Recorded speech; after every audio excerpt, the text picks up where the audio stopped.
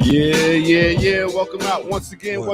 everybody. Welcome out to the RemiX Morning Show, where we give you that boom bap breakfast right here on Black Power Media. I go by the name of the Ear Doctor, and your host for the day is Jackie Lukman and Kalanji Jama Shanga.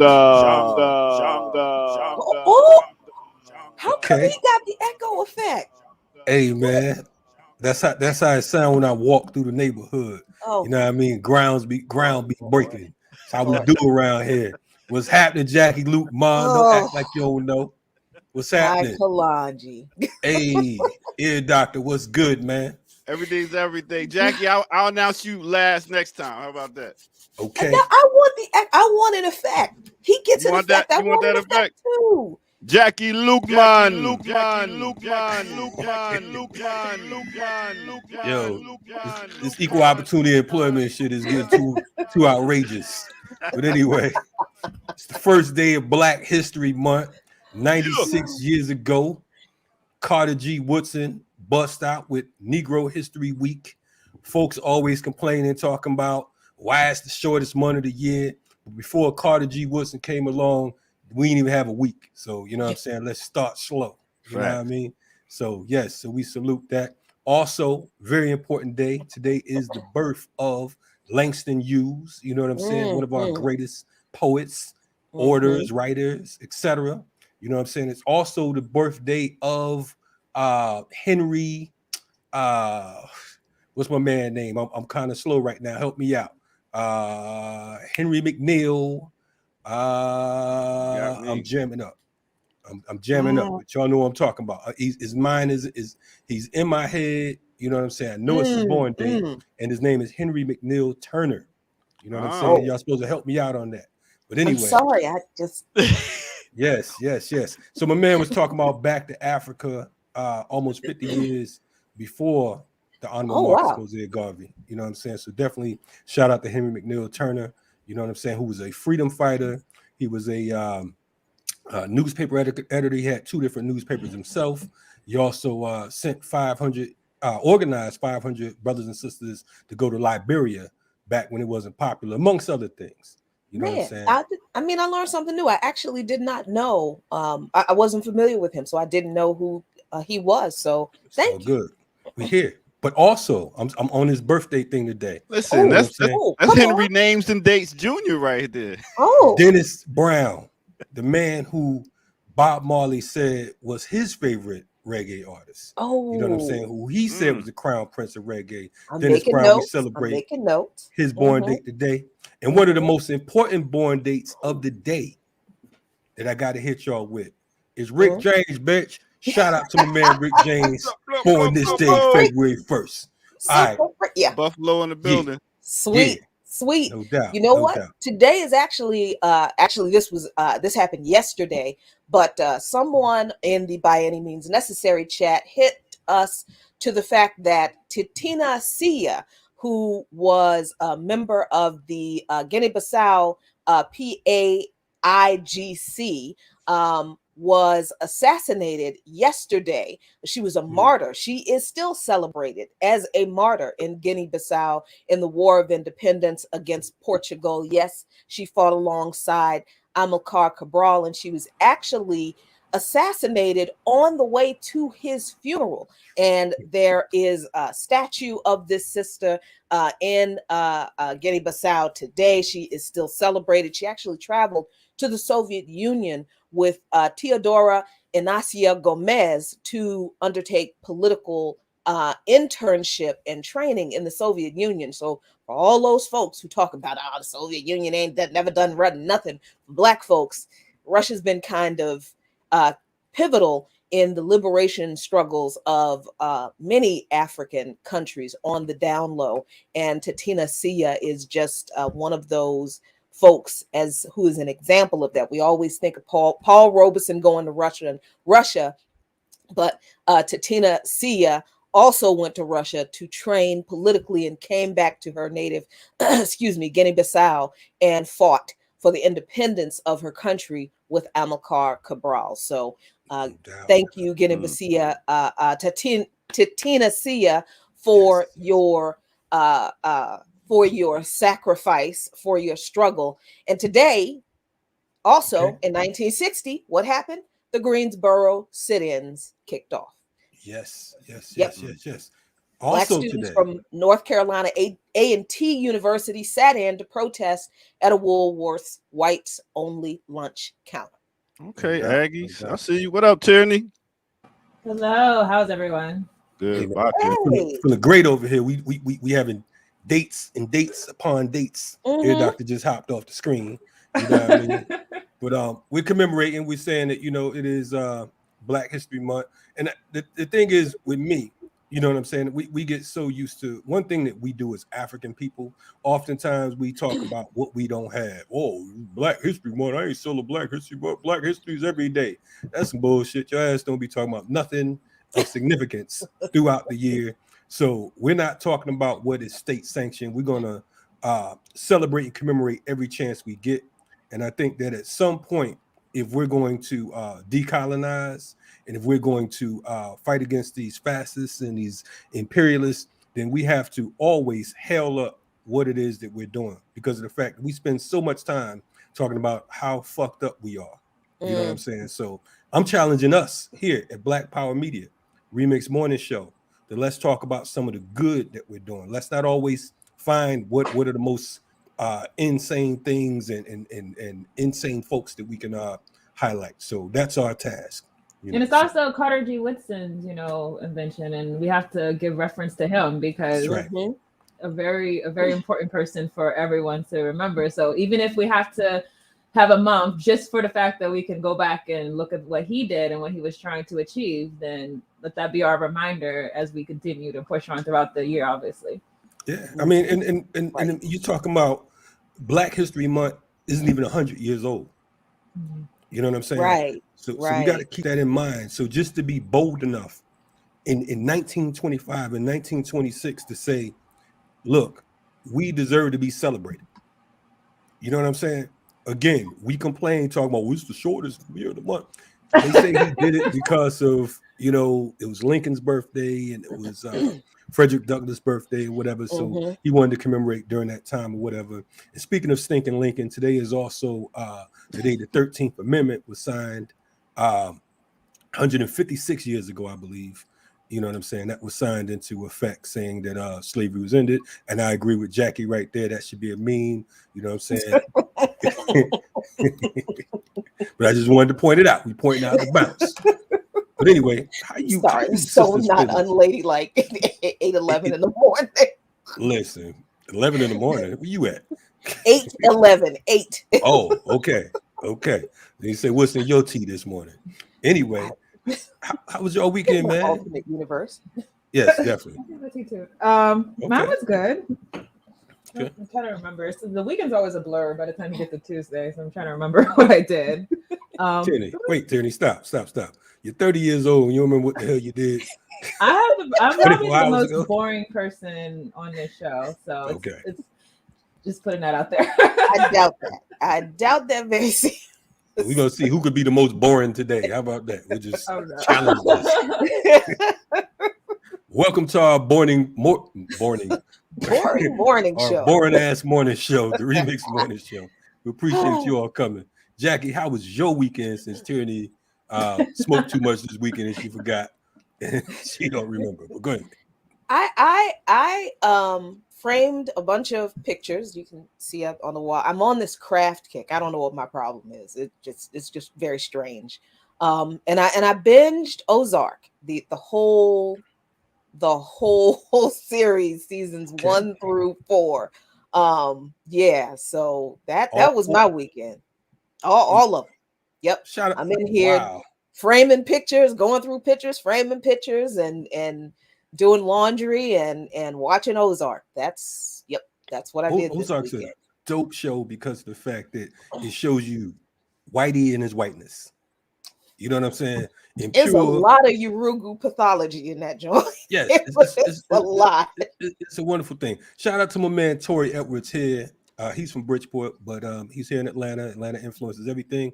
I know he was one of the camera people for Ozark. You know what I'm saying? So definitely shout out to that good brother. You know what I'm saying? But yeah, definitely.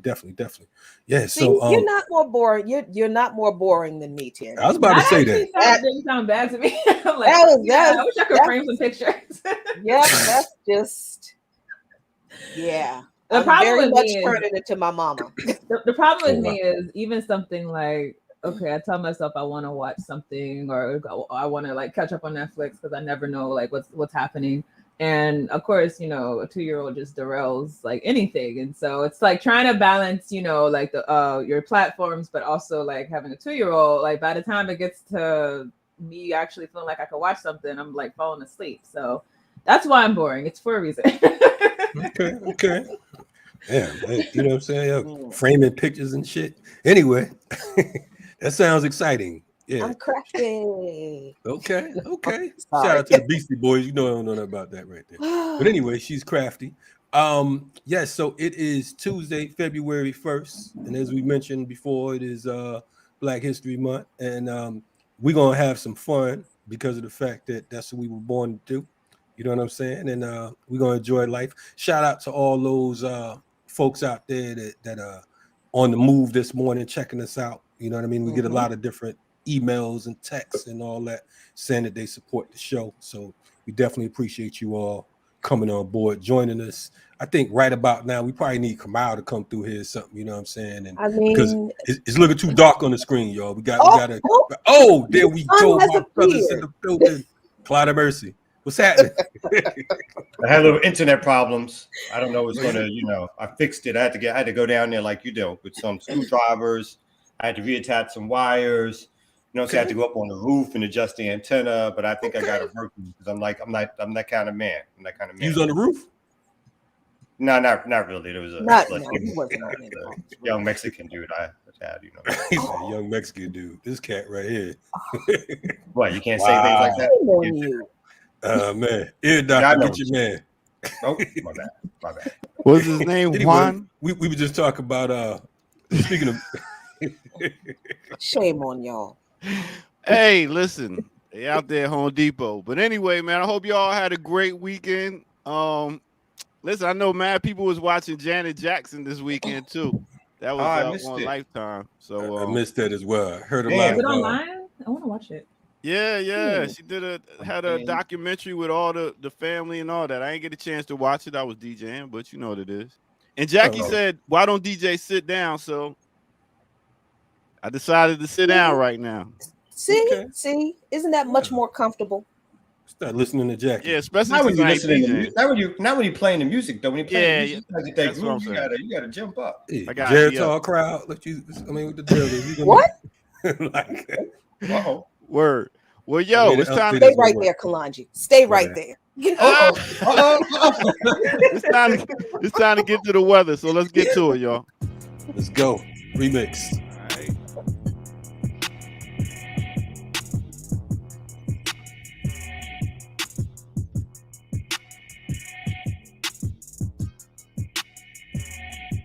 What's good, everybody? Welcome out once again to the Remix Morning Show. I go by the name of the Ear Doctor, and big up to all those people that tuned in this past Sunday and rocked out with me for Sundays. We was over at Yakini's new grand opening called Yup. It was pretty dope. We did a live set right there at the spot. So big up to all those who checked me out. Make sure y'all hit that like button, that subscribe button, bell for the notifications so y'all know all the new shows and things that's going on right here at Black Power Media. Okay, now you see me floating in space, checking out the earth, seeing what the weather's like. The guards is in the building. All right, so let's start off with the weather in Cincinnati. I see they just made it in advance in the NFL, so I was like, let's go to Cincinnati, Ohio. They got a high today of 52 degrees. 52 degrees. That's right. All right, next, let's go to Roswell, New Mexico. Yo, y'all remember X-Files? That used to be the joint. I ain't heard nothing about no aliens in a minute. But Roswell, New Mexico got a high today of 60 degrees. Now let's take it over to the island of Aruba. Aruba, that's right. Aruba, when I think of Aruba, I always think of drugs for some reason. I don't know.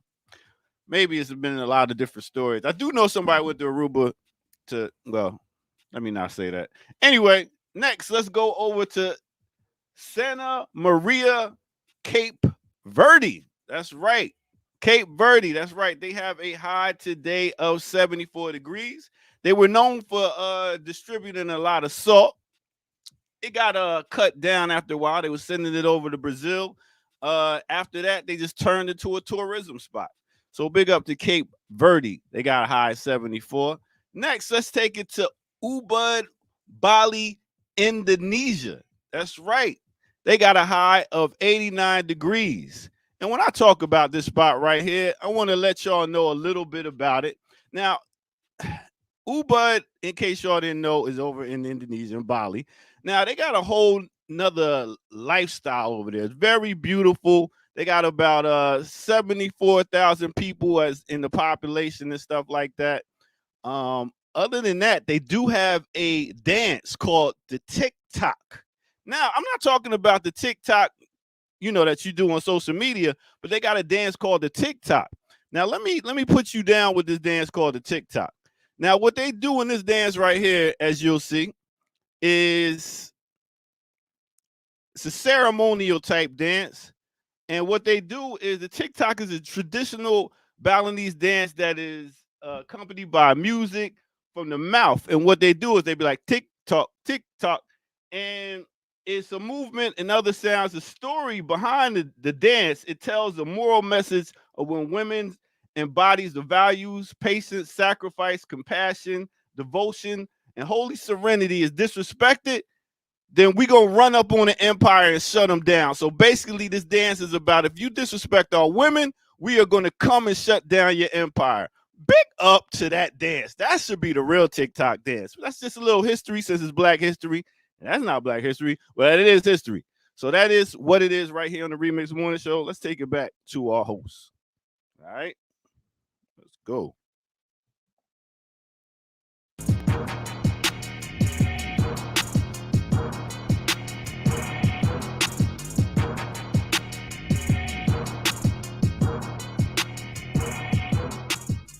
Yeah. Yes, nice. y'all. That was interesting. That was very interesting. I do wonder what the people dressed with the dye in the middle. The dice, right? Yeah, that was weird. I guess they gamble, but you know what? I'm learning from doing this weather report is just learning different places I never thought of visiting and stuff like that, and just getting a little history lesson. So that's what we're gonna do here, Black. I don't think they want you to come though until you learn to pronounce the names of their cities and countries and societies and shit. So Ubud. My bad. It's Ubud. See, he tries. I gotta be honest, I stepped away. I had to use the bathroom. So it sounds like I missed a good thing. You did. But we was talking about Ubud, Bali. Yeah, okay.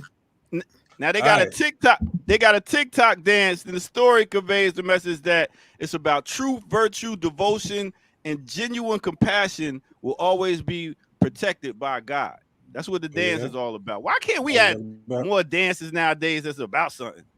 Anyway, shaking your ass. It's about shaking. In Western culture, it's always about shaking your ass. So that's Western culture. That's Western culture. That's what it is. Right. Well, yo, I'm gonna rock out. Catch y'all later. We appreciate you, Ear Doctor. Shout out to the Ear Doctor. He always name places that none of us will ever want to go. You know what I'm saying? So I visit these places. We want to go. I want to go. You want to go with Ear Doctor. I just want to go to the wrong place that he mispronounced. Exactly. That's what I'm talking about. That's my point. That's my point. Because some of the places he talking about probably is not the same place that they talking about. You know what he almost called Niger last week? Man, listen. Ear Doctor would never make such a mistake. Not that good, brother. No. Not that good, brother. I see he'll never be invited. Shout out to Niger, you know what I'm saying, and all those in this hell over there. Let's go ahead. He's there? Huh? Oh, Tierney's back. Okay. Okay.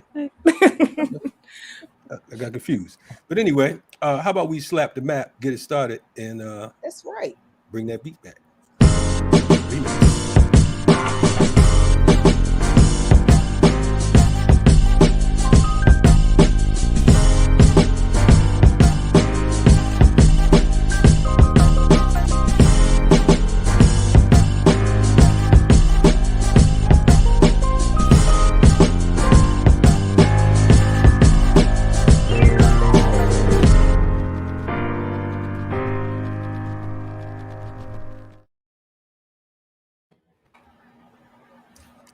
is going on in the news today?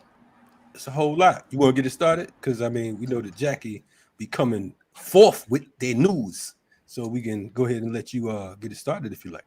Well, okay, I'm going to talk about this ridiculous Joe Rogan, Spotify, Neil Young foolishness that,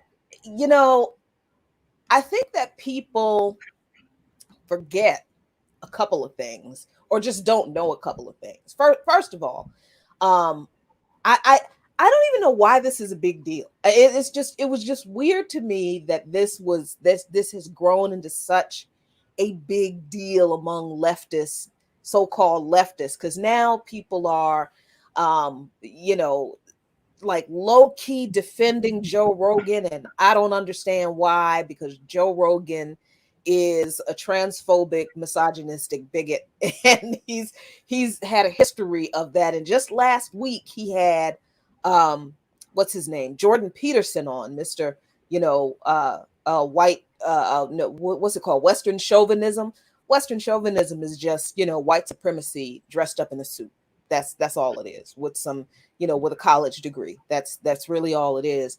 And Rogan is on the show, and he says that the word black is weird, and that nobody should be called black unless they're from like the deepest, darkest Africa where nobody wears clothes. He said that shit on his show. So you got people defending Rogan, talking about, oh, how could Neil Young want to deplatform him, and you can't deplatform people. That's not the issue here, because not only did Neil Young not really get deplatformed, but Neil Young actually requested that Spotify remove his catalog from the service if they wouldn't remove Joe Rogan's show.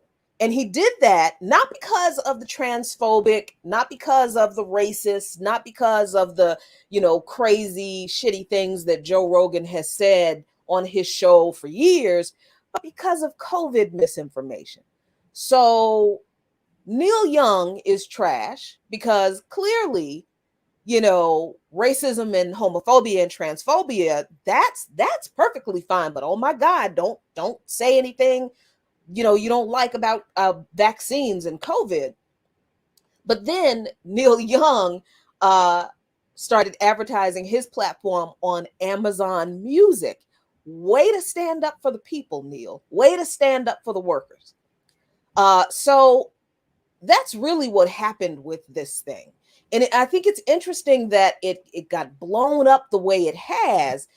This whole, oh my God, deplatforming and we can't deplatform anybody, and we'll be next. This wasn't even an issue of deplatforming. This was an issue where Neil Young didn't like that Joe Rogan said some things about vaccines or ivermectin or whatever.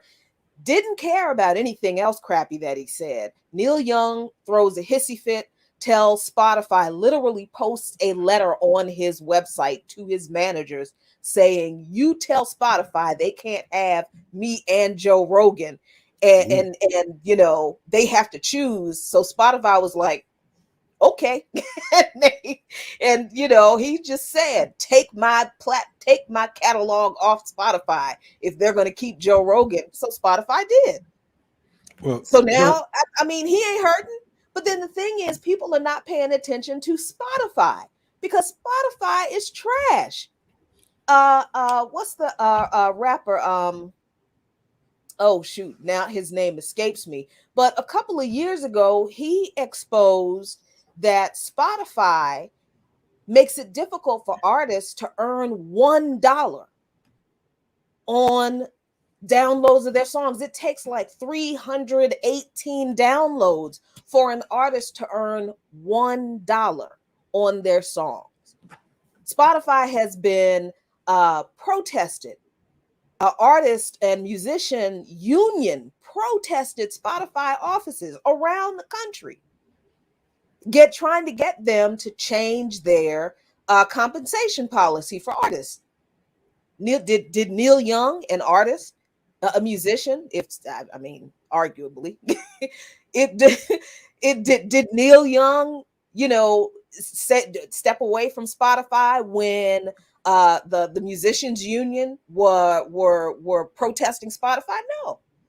No, he makes this big deal over something Joe Rogan said about vaccines. And that, I mean, to me, that just makes Neil Young sketch, Joni Mitchell too, because now she's followed Neil Young. She sketched too. Because see, when people say crappy things, understand this. I don't want Joe Rogan to be deplatformed. Let the man say whatever kind of racist, crazy stuff he wants to say on his show. But understand this. T-Pain, that's the rapper's name. Thank you. Joe Rogan said once in his show that he and his friend went to see the movie Planet of the Apes. And they were in an Uber. He asked the driver, was this a good neighborhood that they were going to? And he said, the driver said, oh, yeah, it's fine. And then he makes the point that, oh, the driver couldn't even speak good English, right? That should have been clue number one of what was going to come next. So he and his friend, they go to the movie theater and he says, oh, we didn't go to see the Planet of the Apes. We stepped into the Planet of the Apes. There were no black people in there. There were no white people in the movie theater. We stepped into Africa. That's Joe Rogan. And when he is telling this joke, there are two other people on the show. One person is over there laughing, and the other person makes these weird ululation noises. Because I guess that's how we talk to each other when we're in the movie theater, how they think. So now you got a whole bunch of white leftists talking about, Joe Rogan never did anything, to harm anybody, and MSN caused more deaths than Joe Rogan. These are the kinds of people that we have been fighting with on the left since Bernie Sanders. These actually were the same arguments Black folks made about Joe Rogan when he endorsed Bernie Sanders. And Black folks and queer folks and trans folks were like, you don't want this endorsement. And the white leftists were like, no, but we need to reach out to these people. I know that he has some messed up views, but we need to reach out to these people. And the people who say that are never folks who are in anybody's organizations doing any kind of grassroots organizing. They ain't talking to no damn body. So all they're doing is making excuses for another white racist that they like. That's all they're doing. So this whole Joe Rogan thing and Neil Young thing, there are no good guys here. I mean, Spotify is shit. Neil Young is shit. Joe Rogan is shit. Yeah, I mean, really, Joe Rogan and Spotify. I mean, they're not talking about that $100 million deal he has with. You know what I'm saying? So Spotify, that's sort of like the whole Netflix thing with Dave Chappelle. Like, look. These cats are earning for us, and we don't really give a fuck what you talking about, Neil Young. You know what I'm saying? You have this old ass catalog. I mean, let's face it, the average cat in our generation and younger didn't even know who the fuck Neil Young was. You know what I'm saying? So let's not get it twisted. Now they know Joni Mitchell. You know what I'm saying? But folks wasn't running up and down Spotify lane looking for Neil Young concert tickets and no shit like that. So nobody really gave a fuck. Like Neil Young threatening to pull out. Like, oh shit, Neil Young gonna leave. Like, oh. I mean, nobody was running for the board or whatever. So I mean, we just gotta understand it's like we're dealing with capitalism, and I think that move right there helped to promote Neil Young and further thrust him into the spotlight. And I think it was more of a marketing ploy than him actually giving a fuck about what Joe Rogan is saying. That's just my 2 cents, and I'm gonna stand on it.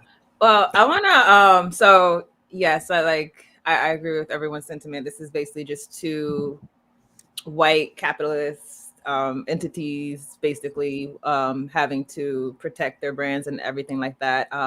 Something though that I do think though is not so much what we care about what happens with Joe Rogan, but more so the reason why I think that it has become a bigger deal than what it was. I think, honestly, if we're looking at how the mainstream media views him, they view him basically as someone that's going to out them and take an alternative narrative than what they're used to. And my position is, regardless of what you feel about COVID, whatever position you have, there should never be a time where we feel like we want to silence people who say alternative views. You know, my thing is like, why aren't these mainstream media outlets allowing different sides to come on and talk about what's happening? Instead, it seems like we're finding out things in real time, like the whole lab leak theory, which looks a lot like it was actually what happened. So it's interesting. The biggest takeaway I'm taking from this is just how calculated social media is, how things will trend, in my opinion, because really people behind the scenes are making them trend. Regardless of how we feel about Joe Rogan, it's very clear that the powers that be want him out of here. They want any type of people, any type of platforms that don't feel beholden to the mainstream narrative to be silenced.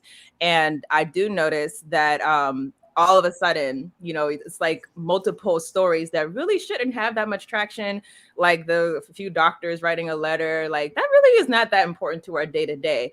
All of a sudden it's trending on Twitter, and then you have this trending on Twitter, and then it's just trending and trending.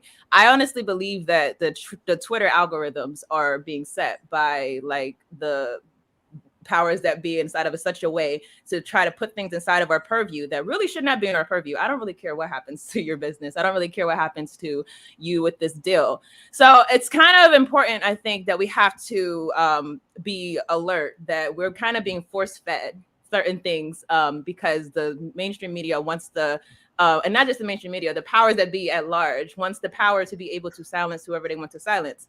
And I was one of those people that whenever everyone was cheering when some Minister Farrakhan and Alex Jones get silenced at the same time, and everyone's like, well, yeah, they got Alex Jones. I'm like, well, hold up now. They also got Minister Farrakhan out of here. If we don't catch on to something, it's that they're setting a precedent in real time. As more and more time goes on, we're starting to see a lot of people who different views, right, left, center, whatever, who are getting whether they're getting strikes on YouTube or whether they're getting silenced completely from certain social media ways. And if you think it's not going to get more severe and not cross over more and more, one thing I truly believe is that they test the waters and they kind of condition us to feel like we have to comply with a certain narrative, just for later on down the road, they're going to come back around and have more severe more stringent standards that we have to adhere to. So I do take it serious, not enough to jump in and say, hey, stop the platforming or whatever.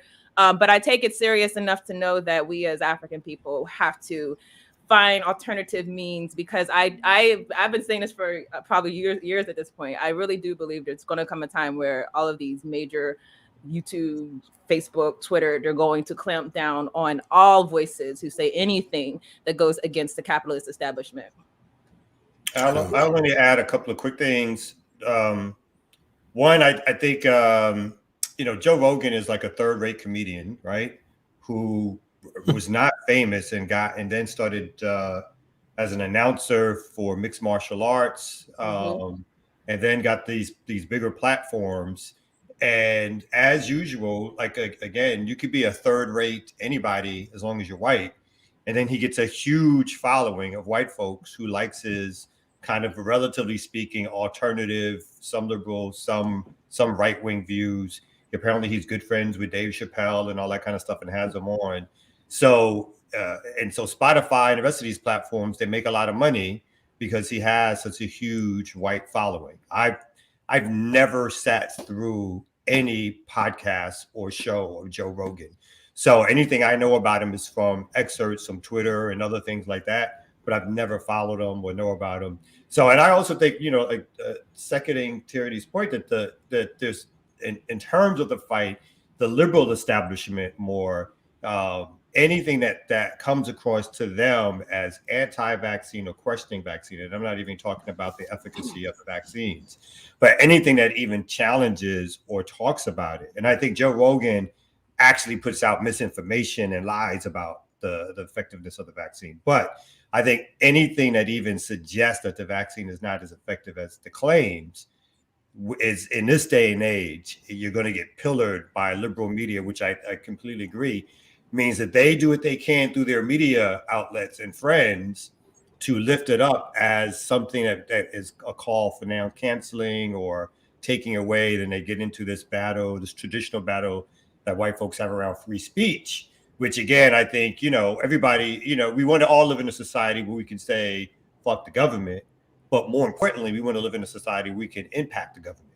And so letting me stand on a corner and say, the government is bad, it's not as important to me as being able to impact the views of any government that takes taxes from me. And in America, the people who affect those views are really rich people. Now, lastly, although I'm not a huge fan, I like a little Neil Young music. I remember Neil Young from back in the day. So, yes, I remember little Neil Young, just a couple of songs.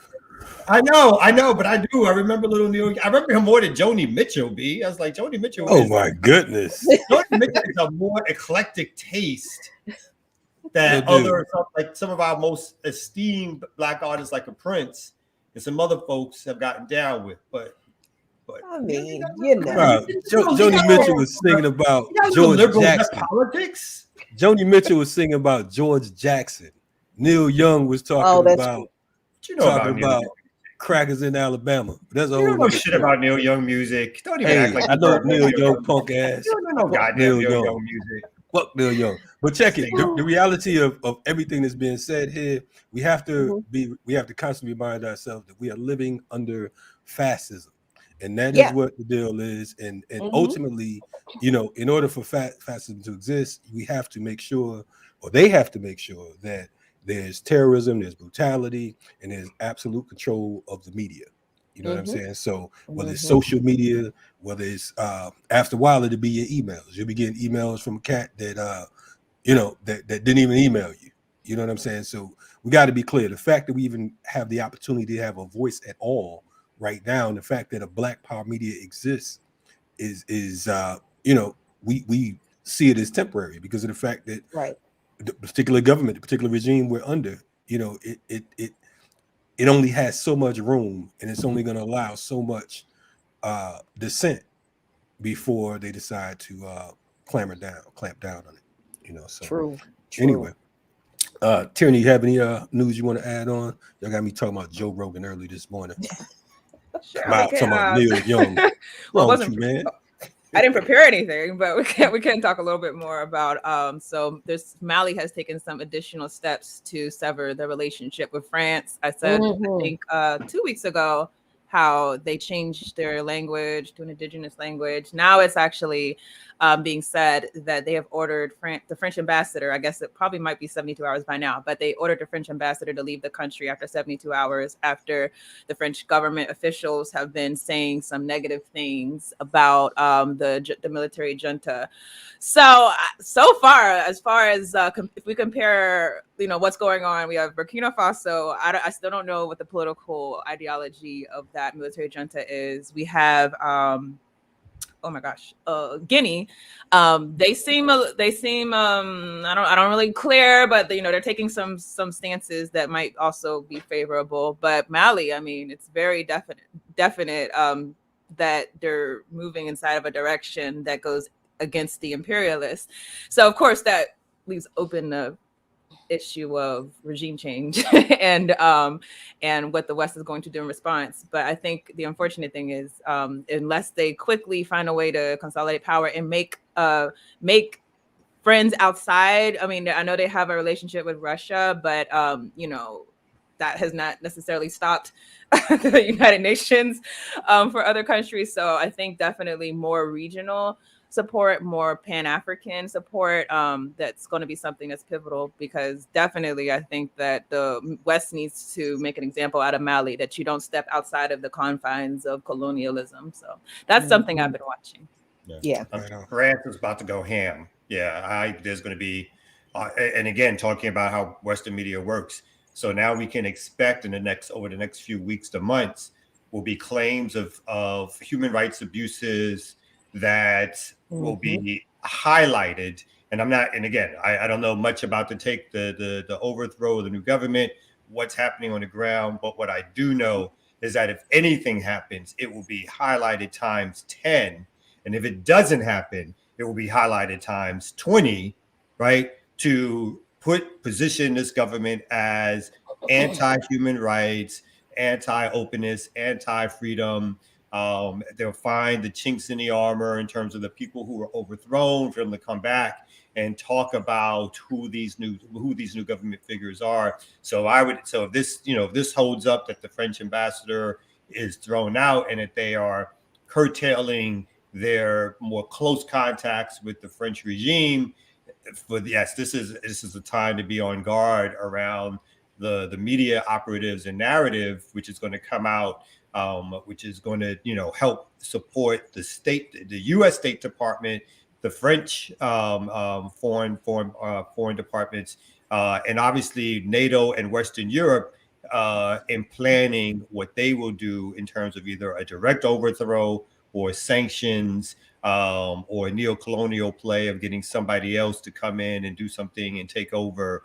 And again, I completely agree with you. This is the time, if this government, hopefully if folks are strategic in what they're doing or have a possibility of getting some openings to do some stuff, this is the time to find some friends, some alternatives for economic development, some resources, because they're going to try to shut that down.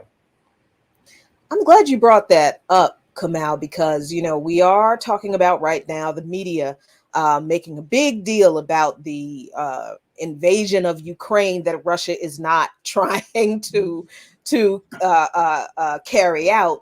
And while the media is focusing all its attention over there, what you just said, Kamal, and Tierney, is so important, because while the U.S. and NATO, the State Department and NATO know damn well that Russia is not going to invade Ukraine, they are absolutely making plans for how they're going to respond to what's going on in Mali. That is where they're really about to move. And I agree, Kamal, they are going to do something in Mali to make the Malians pay for severing ties with France.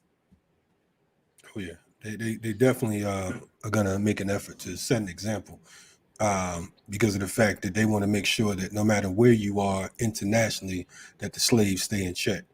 You know what I'm saying? They want to make sure that you stay second, third, fourth rate, or whatever it is you need to be. Crazy, oddly enough, speaking of all that craziness, we have here in Georgia DA is investigating, who's investigating Trump, is asking for FBI security, asking the FBI for security help.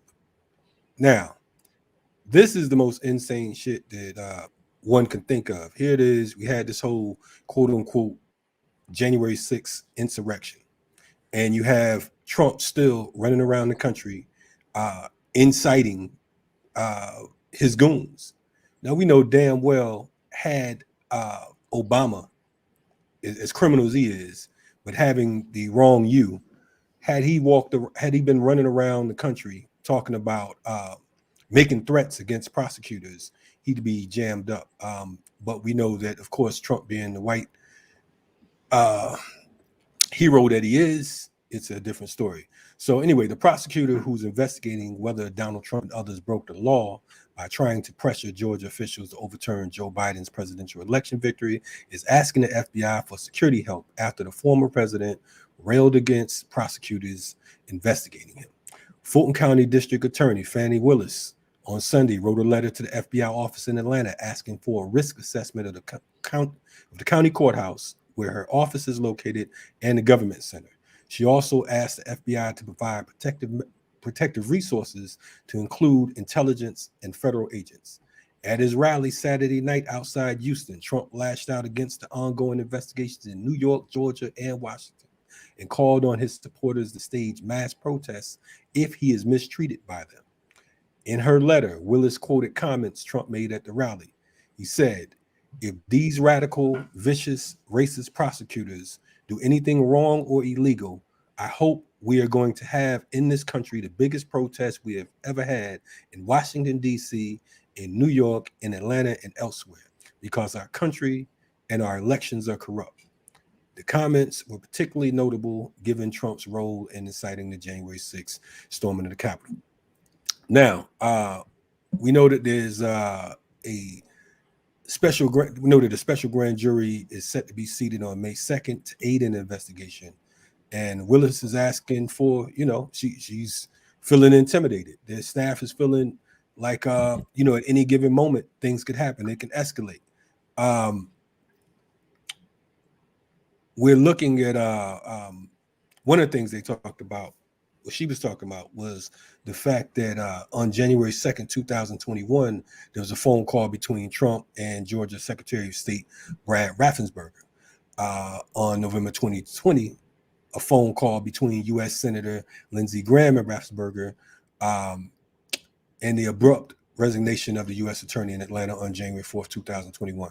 So basically, they're under the belief that Trump has this great influence, and what happened on January 6th could definitely come to pass here, not only in Georgia, but in various cities across the United States.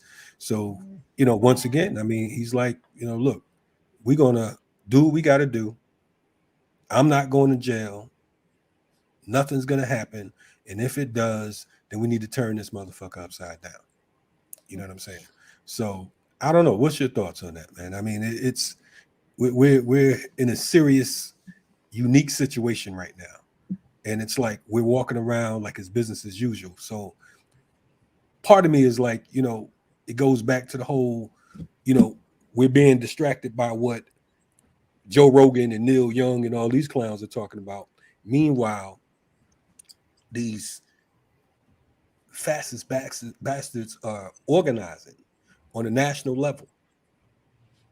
And we are still an unorganized group of people in this particular nation.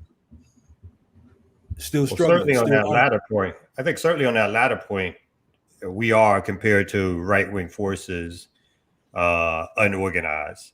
I think as far as the story goes, there's part of me that considers it almost like the Neil Young story, because I just think that this Georgia district attorney person who now is asking for FBI support and is investigating Trump, part of me is like, that investigation is not going anywhere. And this is sort of like Democratic liberal talking points of using this office as something to suggest that you're doing something.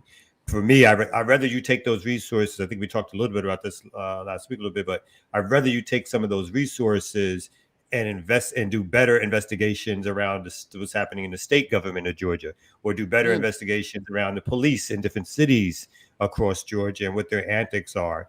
Part of me is like this liberal playbook of she only gets favor, let's say, from what she thinks is her core constituents by starting a so-called investigation against Trump, but it seems to me like a publicity ploy as opposed to something where she's going to get that far, and she's not going to necessarily indict Trump anyway. And I think she, as well as the New York state attorney, is also doing investigation. And again, I just feel like these investigations are more for media purposes than they are because she's about to bring Trump down. And I agree with you. The only issue that I have is the fact that Trump is the leader of the ignorant white squad. You know what I'm saying? So you have all these crackers that are gonna, they're gonna be pumped up. You know what I mean? So it's still fanning the flames. It's still like, okay, boom, yeah, whatever. So in their minds, they're like, you're never gonna take us down. So of course we know she's not gonna do jack shit, but cover up some of these police murders like the clown who sat in office before her. But at the same time, we recognize that it's still dangerous because of the fact that you're still saying, the fact that you're even talking about reaching out to the FBI because you feel like such and such, blase, blah, whoop the bam. At the same time, it's like we're in Georgia.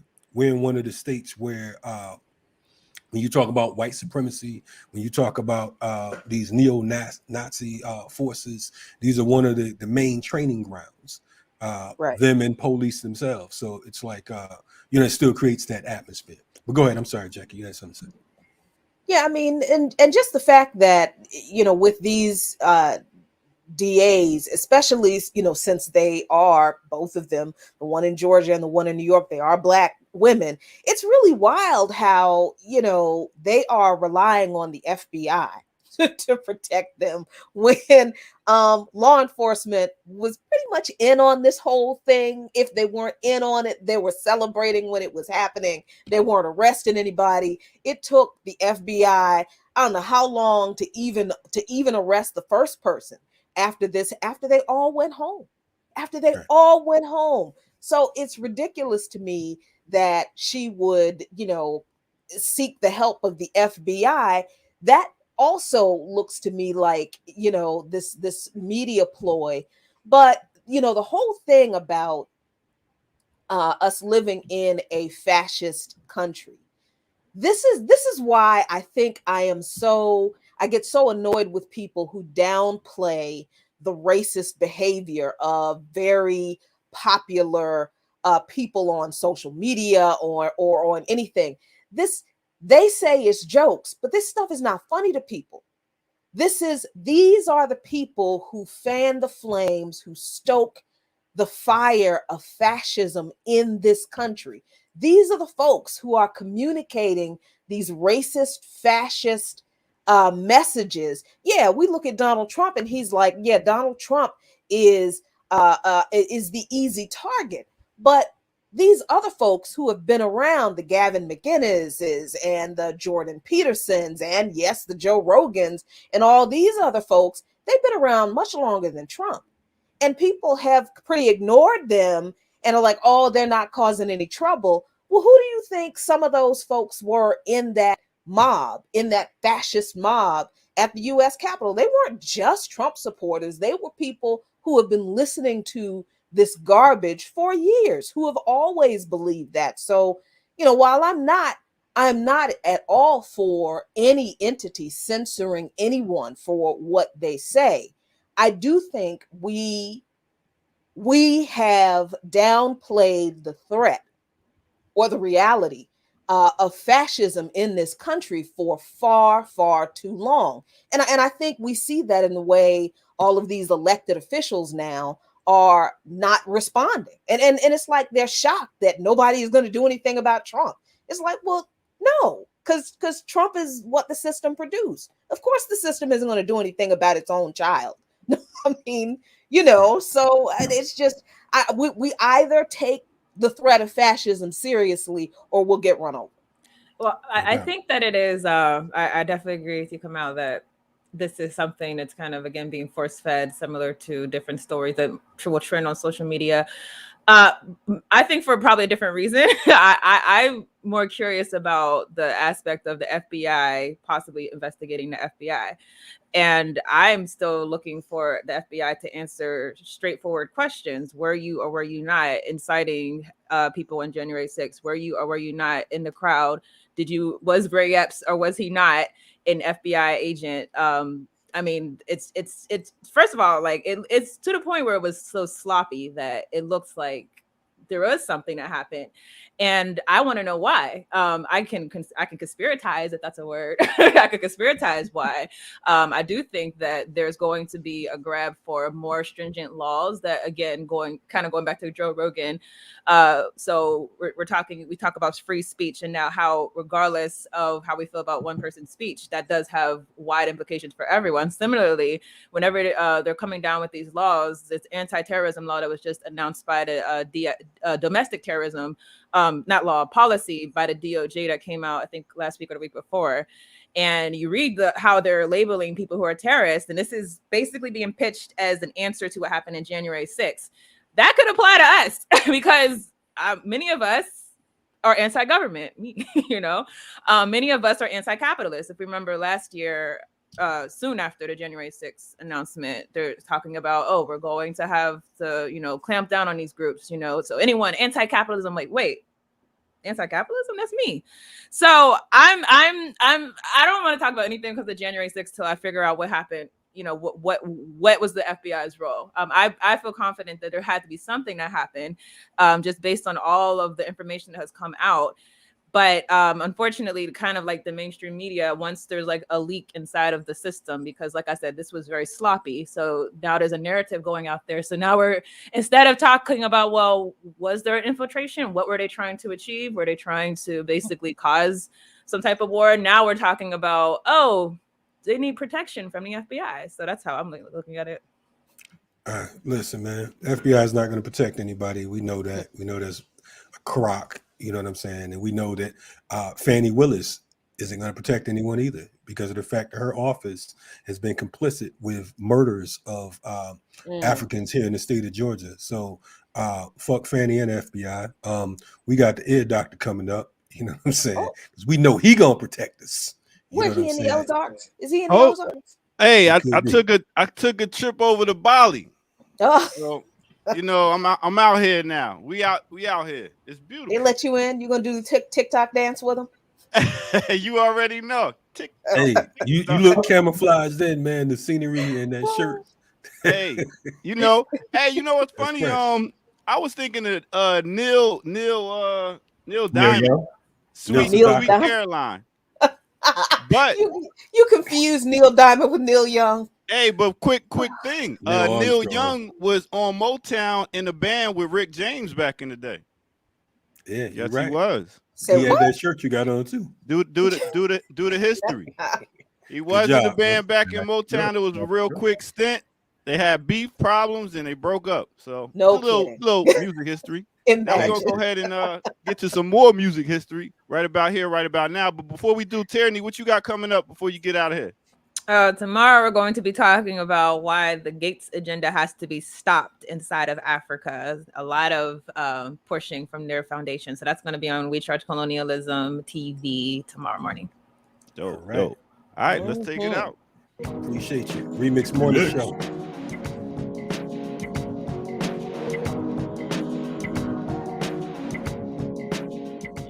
Yeah. As you can see, it is beautiful day right here. Hey, in Atlanta, we talking about weather. We're going to be up in the like 60, almost 70 degrees. So it's a beautiful thing. I'm not bragging. I'm just stating facts.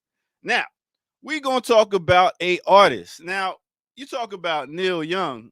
I know we don't talk too much about Neil Young, but I was thinking, I was like, if somebody asked me to name over 2 songs of this artist I'm about to bring up and put a gun in my head, I might be dead. But who are we going to talk about right now, right today? No other than Peabo Bryson. That's right. Peabo Bryson. When the last time you heard a Peabo song? Robert Peabo Bryson, born April 13, 1951. He's a songwriter, a singer, record producer, dancer, and composer. Dude's done it all. Listen, if you're talking about ballads, soul ballads with female singers, he is that guy. One of his biggest songs he did with Roberta Flack is Tonight I Celebrate My Love. And he's done numerous. This dude got 2 Grammys, y'all. 2 Grammys off of Disney movies. That's right. 2 Grammys off of Disney movies. He's done numerous songs with he's done songs with Minnie Riperton, Roberta Flack, Shaka Khan. Your favorite horn player, Kenny G. But he's been pretty much putting it down for a while. He started at the age of 14 back in Greenville, South Carolina on the Chitlin circuit, singing with people. Then he came down to Atlanta, signed with Bang Records. Then he put out one of his first songs, Feel the Fire. Yeah, that was the joint too. So he had a number of songs. Like I said, he got his Grammy Awards doing Disney movies, Aladdin, all types of Disney joints. So big up to Peabo Bryson, who has over 20 albums, in case y'all didn't know. That's right. He has over 20 albums. So Peabo Bryson, y'all, don't sleep. And if you don't know, now you know. So let's get back to the show.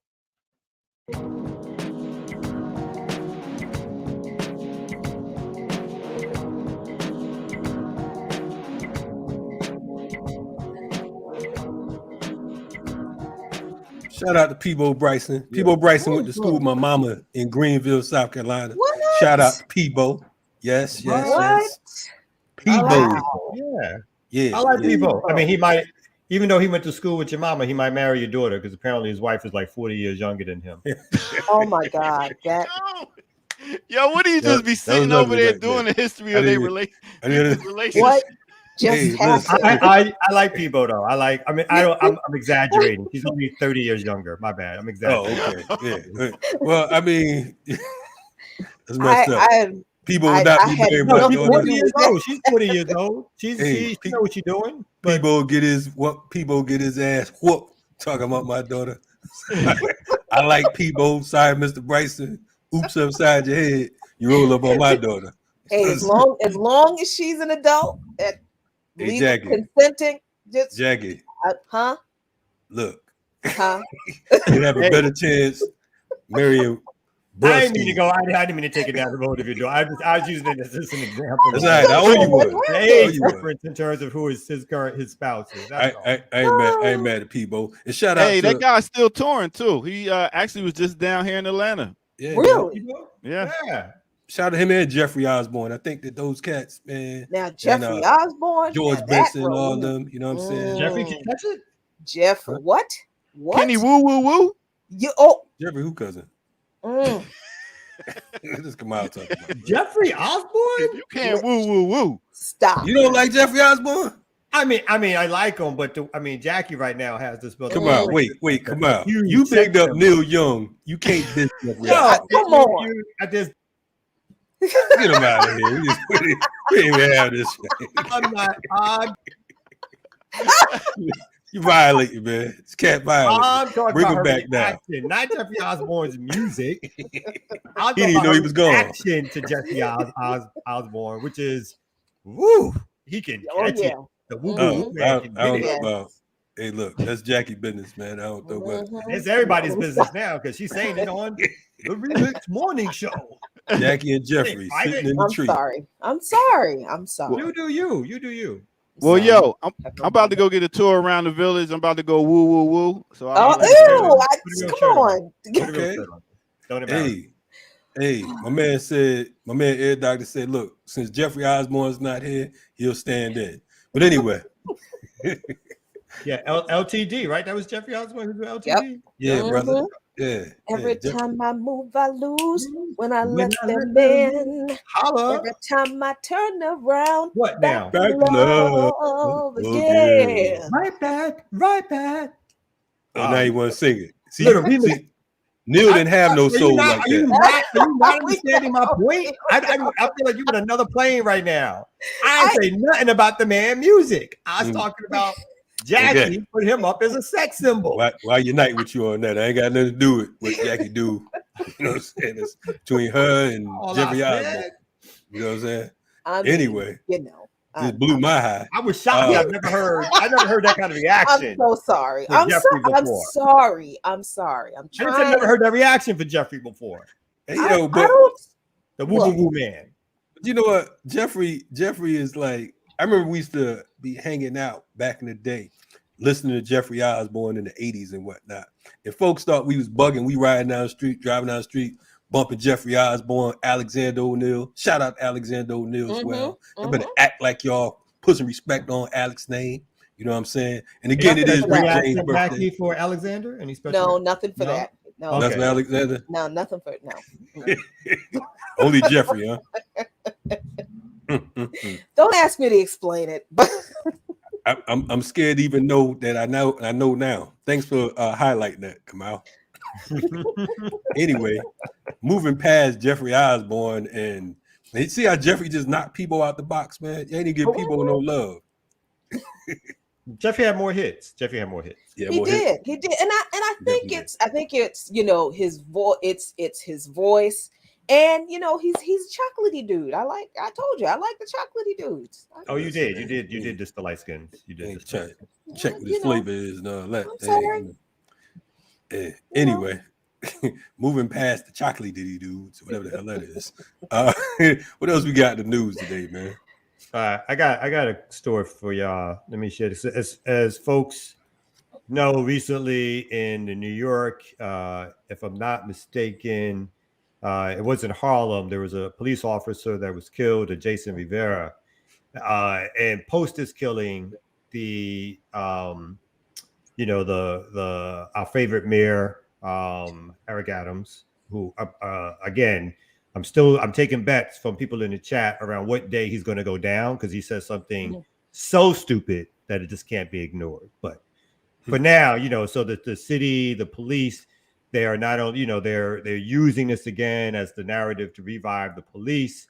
And his funeral recently took place, and then at his funeral, what we had was an outpouring of police that stopped traffic. As you like the Catholic Church officials came out. So the point of it is, for me, in terms of bringing the story up, is when the police kill our people, which they do in far more frequent numbers than when police get killed, they demonize them. They say they deserved it. They take up for the cop. They show no humanity whatsoever for the people that they kill. But like an occupying army, because my thing is that this is the reaction to this is what an occupying army does. It's not what a civilian police force does. Is that they bring out their troops in mass, have a hero's funeral to show you that they are in charge, that they are large, that they have the backing, obviously, of the state, and that they will continue with these tactics of killing our people. So this is not just the show of, someone died in a tragic way, and so that's they want to honor him. This is also a show of force. And I think that's my reading of what's taking place. Again, I think the police have now felt emboldened past the uprising around George Floyd, again, with this new narrative around crime is on an uptick and police are needed, that, again, the so-called mainstream media, corporate media, has played into to allow the recovery of police and now the increasing of police budgets. It's sad that the people are so stupid because of the fact that what these quote unquote officers are used as is, first of all, they're armed agents of the state. You know what I'm saying? So we're clear about that. First of all, they're here second, they're here to maintain imperialism, to maintain domination, to maintain colonialism. That's their job. But they're poster children right now. They're the poster child, and they're used as propaganda as to do just what you just said, come out to bring back these draconian laws that never ever worked in the first place. You know what I'm saying? These stop and frisk shits never work. No crime ever stopped through none of these damn laws that they had. But this is a way to utilize these people. I was looking at I saw a video, this heartfelt video that one of the officers had, the 22-year-old, and he was talking to a group of high school kids, talking about how they can make it and so on and so forth.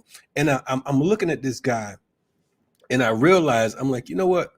This young man right here, in his mind, he feels that he's doing the right thing. In his mind, he doesn't even know that he's cannon fodder. He's a part of this new gang, because what happens is a lot of these cops, they were bullied, they were chumped as youth, and now all of a sudden they have this power, or this perceived power. They got the right to murder. They got the right to snatch folks up, lock them up, throw them against the ground. And anybody that reminds them of some of these other, folks that was bullying them, they take it out on them now. But I'm looking at this thing, I'm like, all this is one big national promotion. So what they did, that show of force, like you said, it's fascism. It reminds you of the Third Reich. It reminds you of Hitler. It reminds you of, look at these troops going through. The message is, don't fuck with the police. You know what I'm saying? When you mess with the police, we coming for you. This is what we got. And since we are unorganized, since we are politically confused, then we fall for it. So this right here, this encourages, it's a two-pronged thing. For one, it tells the masses that, yes, we need police, and defund the police is crazy and all this type stuff. This is why we need to pour more money into our national security state.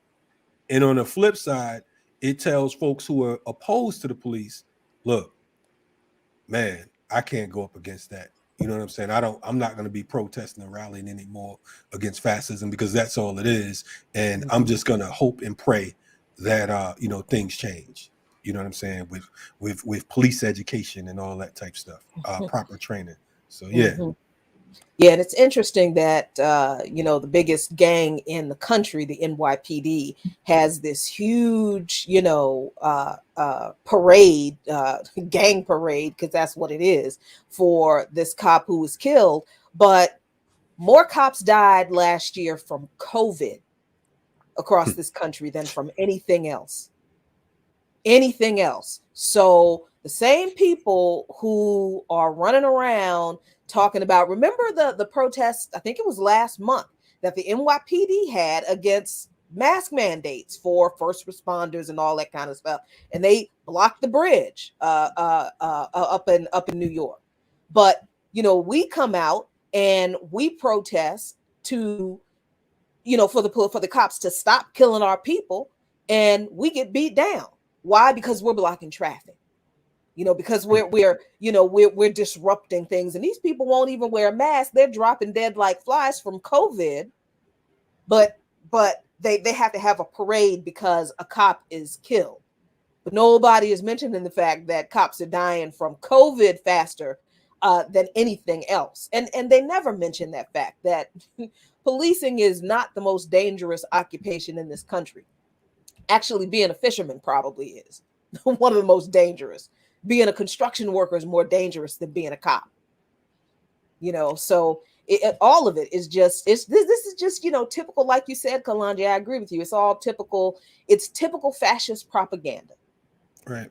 And this is what's going to push what like Cop City and things like that, because of the fact that, you know, it's the marketing tool.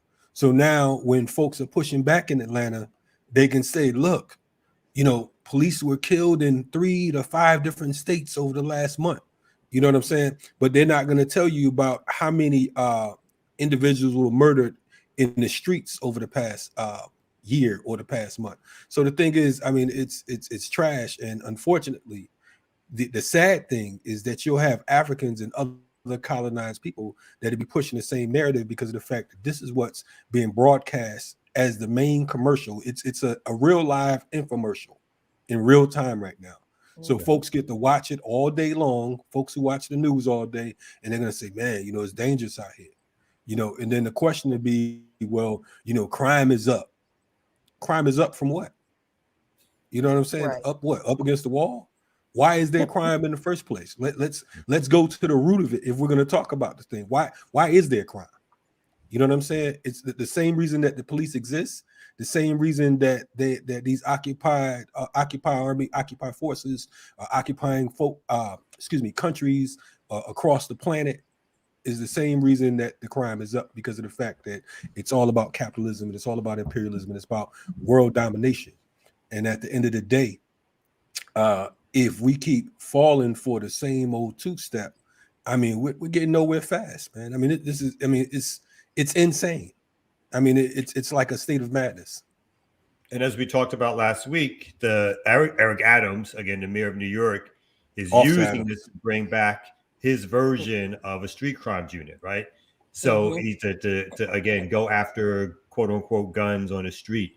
Again, the same street crimes unit, and we should note that the officer who was killed was not killed in a street. He was killed in going into someone's home where that person had a gun. Could have been an illegal gun or whatever. But the point is that the tool that's being suggested has nothing to do with what happened in terms of the incident. But they're using it as an excuse to bring back these units that basically roll around the street in undetected cars, pull out, slap people up against the wall. They've done everything from like pulling people's pants down, harassing them, arresting them, to murdering them, right? Which is a reason why they were forced to be disbanded in an overt way decades ago because of the Diallo shooting.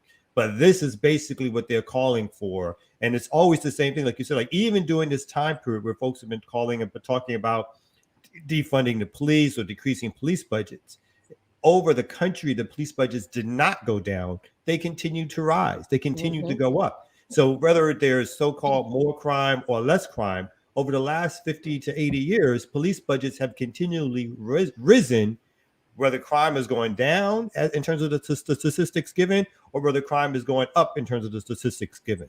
So it doesn't matter. For them, the issue is always, or the solution is always, more police, because they don't want to put resources into poor communities. They just want to harass and harness and occupy poor communities, use excess labor for purposes of cheap and underfunded or underpaid work, and as potential prison labor for arresting and harassing and having an excuse for needing this many cops, because you're arresting people to throw them in jail and you're keeping that machinery going. And let's not forget that it was a mental illness call. This is a person who has a history of mental illness. So it goes back to the whole need for social workers and not police. It goes back to the need for mental health care advocates and not police. So again, the street crimes units, like you said, what does that have to do with this man having a mental breakdown? You know what I'm saying? Because ultimately, that's what it was. So what was the reason that he shot the police? We don't know. Maybe he feared for his life. We don't know, because of the fact that, again, the police have a history.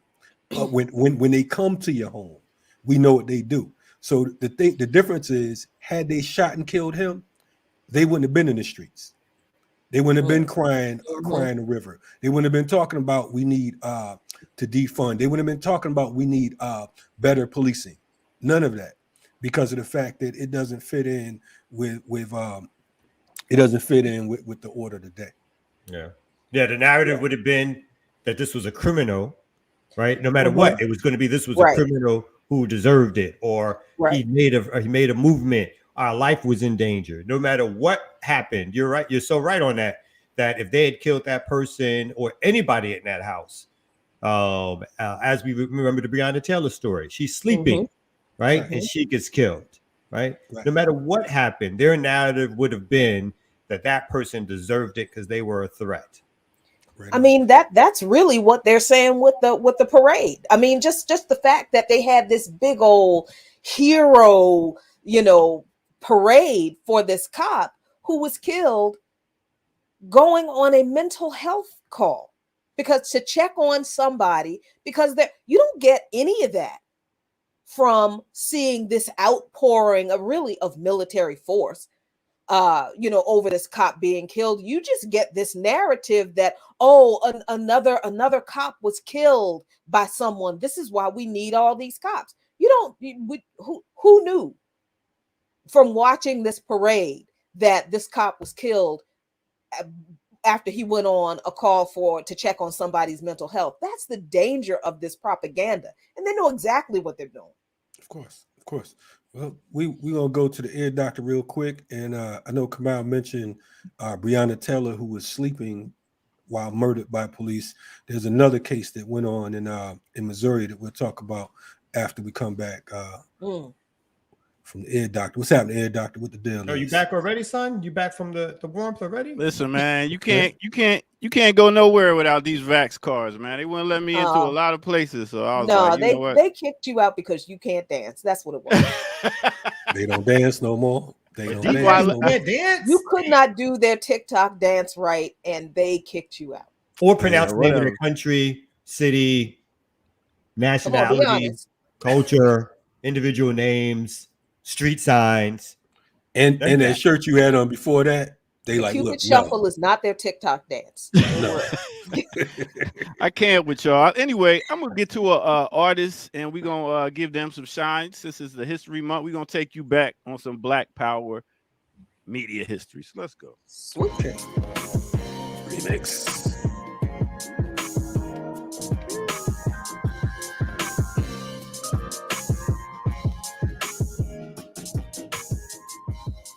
Word. What's good, everybody? Man, I know the people that's making them fake Vax cards are coming up right now. My people in New York is like, man, I can't go nowhere out here. But that's what it is. Anyway, we're going to take y'all BitAc Black History Moment in Black media history. I want to pretty much put on a singer that has a pretty dope song. She actually came on to Renegade Culture a while back. And she goes by the name of Loda Lade. So let's go ahead and rock out with Lola real quick. Let's get it.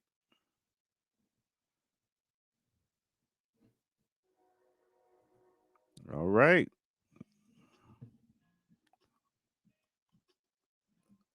Oh. We're going to bring it back right now because something is going on that should not be going on. All right, let's try this one more time. Sorry about that, people. We got a little problem here, but we're going to start it and do this one more again, something like this. So let's go ahead and rock it like this. All right.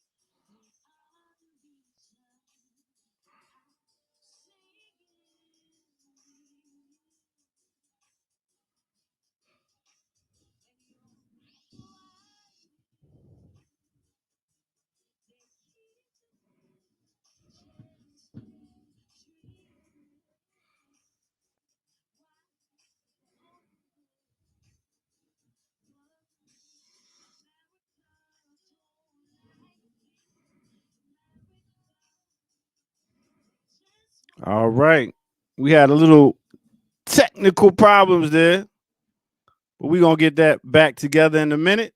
But that's what it is. That was Lola Lade. In case you did not know, go check her out on Black Power Media and the Clips of Renegade Culture. So let me get back to the crew since I didn't do what I was supposed to do.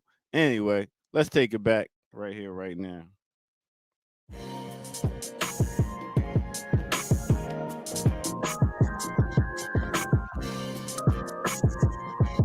What the hell just happened?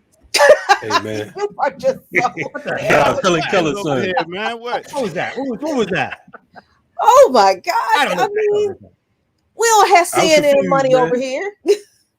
We're doing the best we can do. I'm trying to remember, but I think she was good too. Wasn't she good? She was good.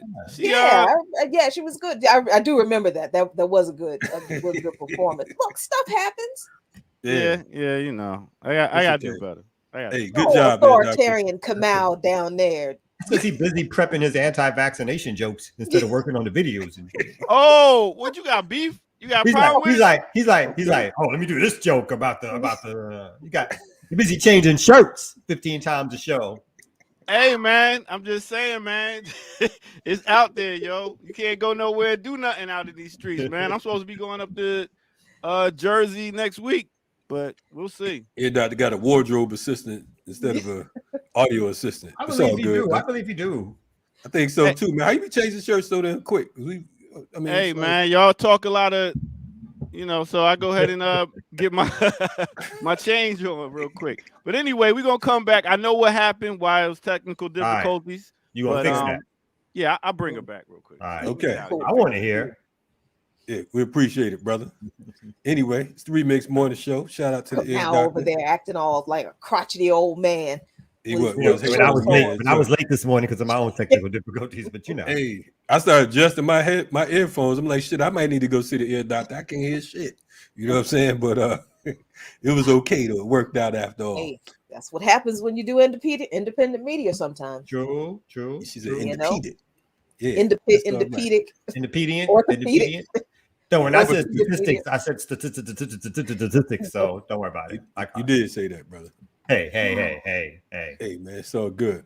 But if it's your first time coming on board to the Remix Morning Show, we'd like to thank you all for joining us today because of the fact that we know that you could be anywhere in the whole world on this Black History Month. You know what I'm saying? What are you doing down there, Kamal? It is Black History Month. What's that? Well, I'm glad they're here, but let's not go, Oh, you want to give them no love, man? Are you just like in a bad mood today? Let's not be too effusive with it. You know what I'm saying? Oh, they man, better show up. like the Grinch. The Grinch of a Black History Month. But anyway, call him the Wench, the Black Grinch. Anyway, Shout out to the branch here in the building today. Shout out to Dr. Jed Ball. We know he's somewhere in the chat. You know what I mean? Is he in the chat again? He was. don't know. I think he was in the parking lot waiting for class to start. Parking Trying lot. to find out where his office is. It's a new semester. I'm sure they moved him around. Probably. That's a hard-working brother, man. Anyway, man, I wanted to put you on to this story right here. See this handsome child right here. You know what I'm saying, man? Beautiful boy. This child right here. Yes, huh? You know beautiful boy. Beautiful boy, 17 years old, shot down, murdered while he slept in the car in Missouri, O'Fallon, Missouri. Basically, family and friends are mourning the death of a 17-year-old who was fatally shot over the weekend after an encounter with police. And they call it an encounter. It wasn't no damn encounter. Kiara Neal said officers approached her brother, Chris Jones, as he slept in the car late Sunday morning in an O'Fallon neighborhood. Police said they walked up to the Honda Accord around 11 a.m. and loudly knocked on the window and spotting a handgun in the front seat. Of course you did. The driver then put the car in reverse and struck a police car. Officers then fired at the Honda, which moved forward and to come into rest blocks away. Paramedics transferred Jones to the hospital where he later died. Neal, his sister, 24, was Jones's legal guardian. She said in an interview that her brother was sweet, funny, and had a difficult life, but loved his family. When I was little, I couldn't wait to get older so I could have money for us to do stuff, she said. He always told me how happy he was for everything I did. Neal recalled with a laugh how they stayed up late and filmed improv comedy videos on her phone. She said she taught her brother manners and whatnot. So anyway, it was stated that this young man and a friend, they were out talking in the vehicle, late to the wee morning hours, ended up falling asleep. Someone called the police about a suspicious vehicle, and that's where they found Jones and his friend in a car that had been reported stolen. Okay. Again, I don't know the full of the story. Again, it's unraveling, but what we do know is that he was a 17-year-old boy. One report is saying that he had his friend on the side of him. Then they're saying it was a gun on the side.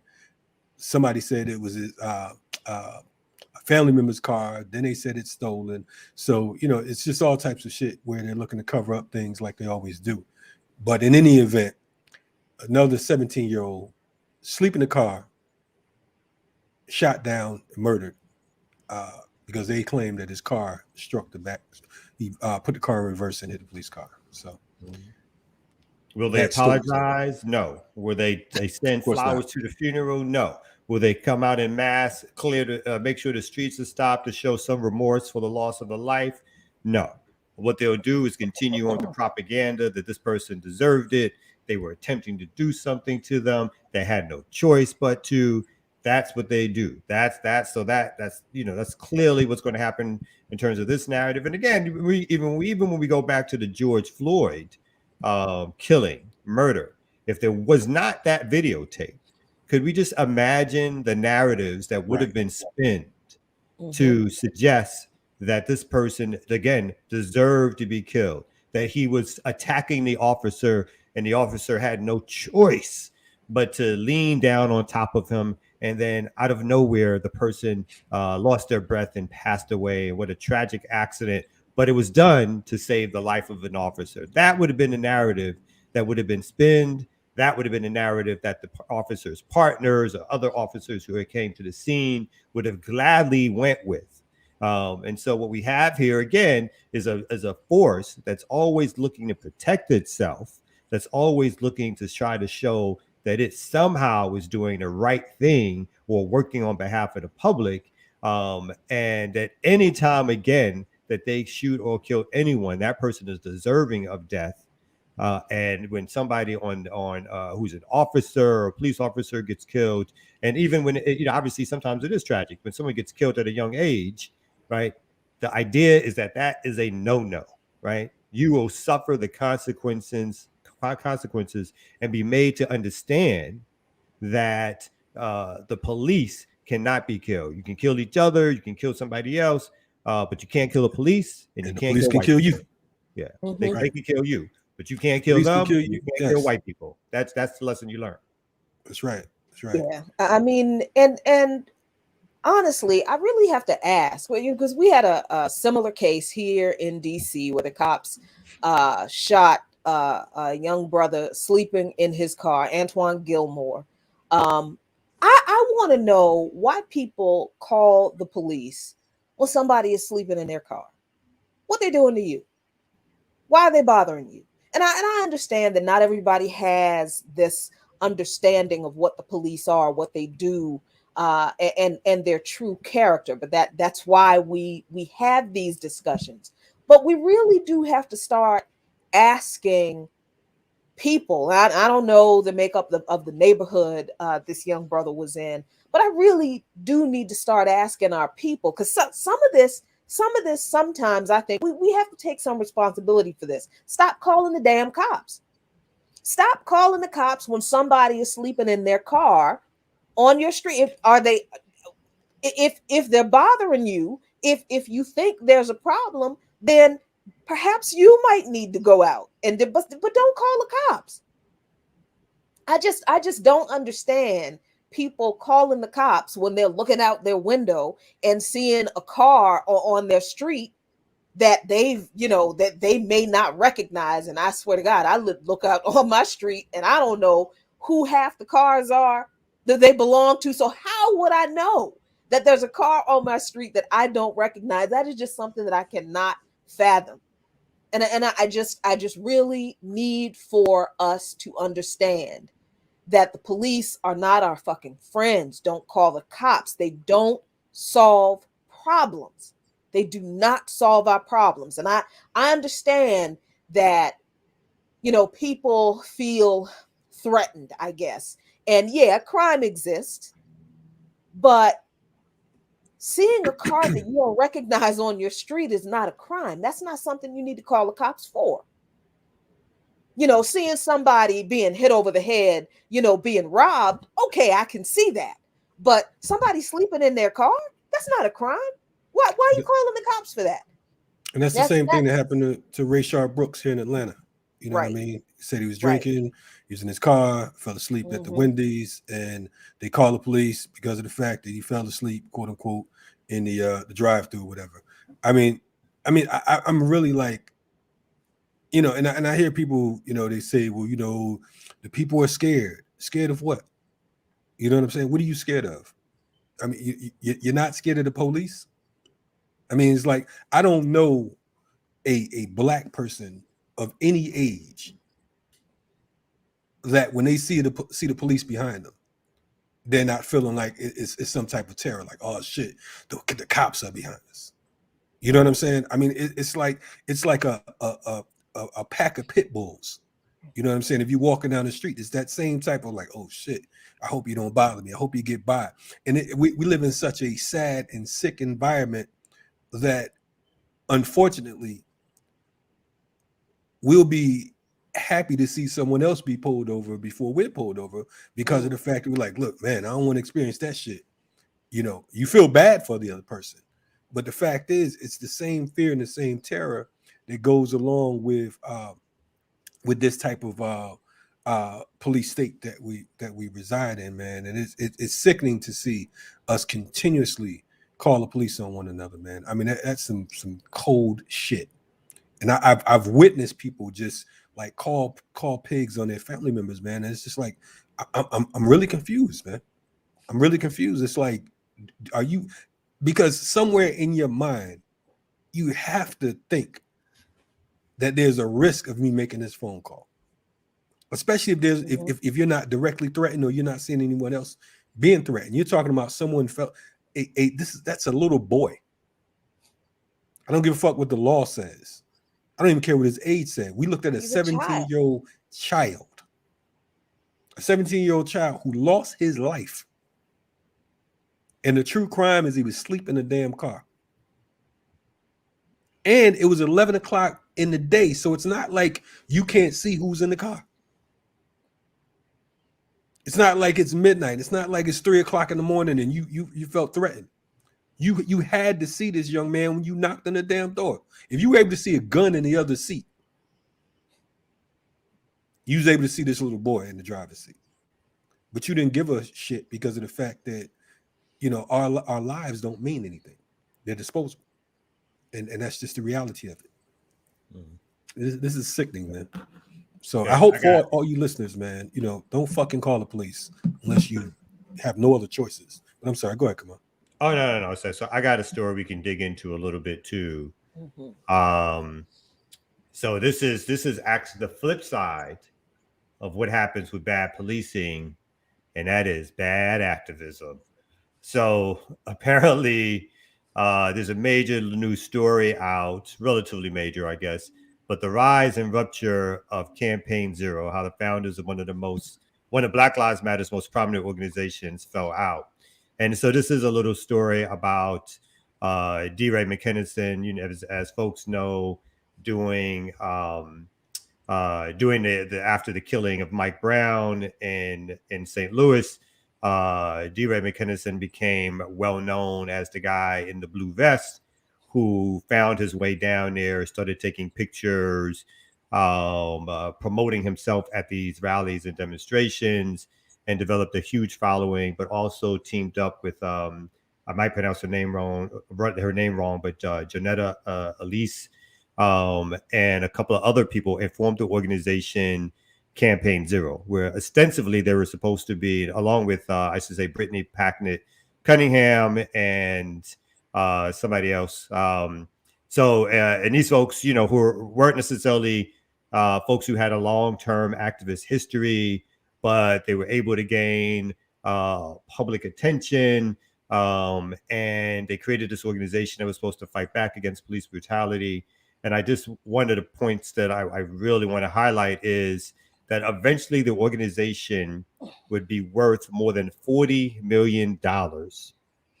So $40 million, again, to these novice activist organizers who, if I give even the benefit of doubt, were looking to do the right thing in terms of reform measures, but basically built an organization and then fell out with each other over ego and probably the lack of accomplishment, and the critiques and criticisms that the organization started to get because of the lack thereof of any effective, quote unquote, reform efforts. But nevertheless, you know, not even thinking about radical efforts, but even simple reform efforts, as they were bringing in $40 million, as McKinnison in particular was getting book deals. I'm not sure what story he has to tell, but books deals and so forth, and making himself a major media star. And as we know, a couple of the other ones in particular, I think Brittany Packard is now working for MSNBC and is also trying to become a media star. But this is the opposite end in some ways of what happens in our community in terms of when folks get killed. It's when folks are supposedly fighting back against that system, how now that system has corrupted the very nature of organizing and activism, where people see it as a come up. And part of the article even talks about how at the same time that they were building an organization, people were building their public profile, and actually how they saw nothing wrong with it, except that it got to be too much one over the other. So this is just crazy to me. I had no idea that this organization had that much money, $40 million. And again, no significant reforms to speak of. I can only talk about propaganda victories. There's not a health center left behind, a community center left behind. There's not an organizational apparatus left behind that has had any significant impact after taking in, again, I repeat for the fourth time, $40 million to effectively, supposedly work on police reform or police brutality in the community. You know, it's crazy because I just read another article where they was talking about BLM with the whole $60 million that's sort of sitting in the bank, and no one is claiming leadership or whatever over at BLM. And then you have, these folks, getting 100 million here, 200 million there, 40 million here. Meanwhile, just like with these laws and police initiatives that have gone nowhere, these are monies that are collected, and folks are buying big houses and touring and brand new blue vests and all kinds of other crazy shit. Meanwhile, people are still suffering. It's like, I don't know, man. To me, it's ancestral treason. It's criminal. You know what I'm saying? And I think that, it's crazy that how can we talk about trying to get someone like a Trump or someone locked up when you have these Negroes that's running around in our communities that's reachable, that we see, that we acknowledge, and they're still, it's baffling. There are people starving in the streets. You're talking about $40 million. And you know how many programs we could have created with $40 million? You know what I'm saying? I mean, it's and then the on the flip side, the folks who really get dirty, the folks who are really in the community that put in work, that are actually coming up with legitimate programs, not no bullshit, not no fly by night. Let me just, do a couple things and take some pictures. I'm talking about folks who are actually servicing the community on a regular basis. It's hard for them to even get a shout out. It's hard for them to get a bag of groceries to distribute. I mean, it's insane, man. It's insane. And these people right here, man, I mean, they're like, I stay in the house a lot because of the fact that I don't want to run into folks like this. You know what I'm saying? Because of the fact that, I'm uncouth. I'm not polished enough.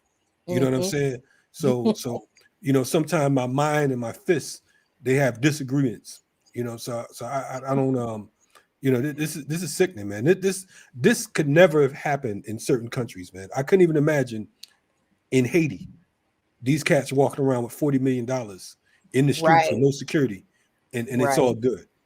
I can't imagine in like you mentioned Niger, you know what I'm saying, in places like that where folks can't eat, where folks are starving. You know what I'm saying? Some of the poorest countries in the Sahel. I couldn't imagine, folks just walking around just exploiting the masses like that and getting away with it. I mean, I'm waiting for the news report that somebody broke their leg sticking their foot so far up one of their asses. That's what I'm waiting for. I'm waiting to report that. You know what I'm saying? But otherwise, unfortunately, we don't get that because too many people are chasing that dollar too, right? That's right.